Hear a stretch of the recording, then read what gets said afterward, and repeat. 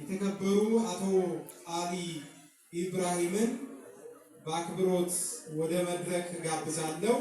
ከሳቸው ጋር የድሪም ሳይንስና ቴክኖሎጂ ኮሌጅ የቦርድ አባል የሆኑትን የተከበሩ አቶ ሰጠኝ ምህረትም ከዕለቱ የክብር እንግዳ ጋር ወደ መድረክ እንዲመጡልኝ ጋብዛለሁ። እነዚህ ሁለት እንግዶች አጅበው የሚመጡት ደግሞ የኮሌጁ ዲን የተከበሩ አቶ አይሸሹም ሙሉነህ ይሆናሉ። ሶስቱንም በታላቅ አክብሮት ወደ መድረክ